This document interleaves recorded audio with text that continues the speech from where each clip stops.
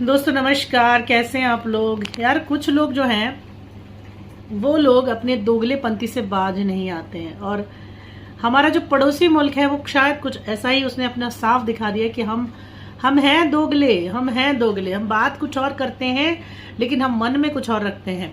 तभी तो फोन आया 3:30 बजे कि भाई हमें अब आगे नहीं करना है कुछ, प्लीज इसे रोक दो, सीज फायर कर देते हैं, बंद कर देते हैं, रोक देते हैं। ट्रंप साहब इसमें मध्यस्थता करते हैं और ये बात यही हो जाती है कि भाई अब सहमति हो जाती है कि भाई अब नहीं की जाएगी ऐसी कोई चीज, अब बंद कर दो, रोक दो।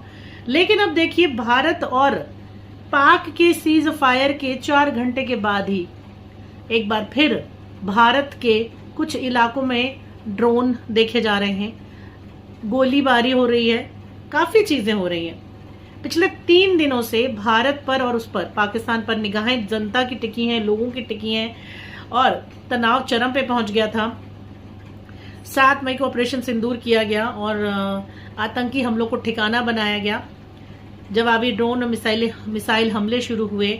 जम्मू, पंजाब, राजस्थान में रेड अलर्ट था। अचानक दोनों तरफ से जब संघर्ष हो रहा था तब ऐसे में एक खबर आती है कि युद्ध विराम कर ली जाए, सहमति इस पर हो जाती है। और अमेरिकी राष्ट्रपति डोनाल्ड ट्रंप की ओर से पोस्ट भी किया गया है कि दोनों देशों में सीज फायर की सहमति हो चुकी है।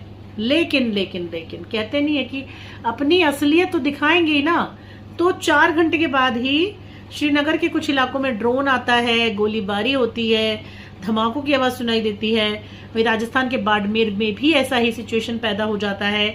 अब सवाल ये उठता है कि आखिर ऐसा क्यों किया जा रहा है पड़ोसी मुल्क से।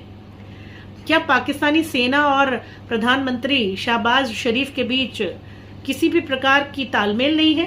क्योंकि 8:40 पर शरीफ ने अमेरिकी राष्ट्रपति को और दोनों देशों के सीज फायर के लिए मध्यस्थता के लिए थैंक्स बोला और उधर पाकिस्तान की सेना ने फिर से भारत के ऊपर हमला कर दिया। तो आखिर ये है क्या भाई? देखने वाली बात है कि आखिर ये क्या है। लेकिन अगर ये लोग ऐसे ही कंटिन्यूएशन में रखेंगे भाई तो बंद तो नहीं होगा और इसका नुकसान मुझे लगता है कि सबसे ज्यादा उन्हीं को पड़ने वाला है। हालांकि वहां से पूरी तरह से संदेश साफ था कि इसे रोक दो, बातचीत से हल निकालते हैं। और दोनों देशों के डीजीएमओ ने माना कि हालात और बिगड़ेंगे और किसी को फायदा नहीं होगा, इसीलिए 10 मई को इसको रोका गया। लेकिन भाई साहब आप देख लीजिए कि या तो ये दोगले हैं या तालमेल नहीं है या इनके यहाँ सब कुछ मिसमैच है, सब कुछ इनके यहाँ मिसमैच है, कोई चीज सही से नहीं है। तभी ये दोबारा हुआ है। अब देखना ये कि इसका रिजल्ट क्या निकलता है। आप इस पर क्या बोलेंगे, अपनी राय जरूर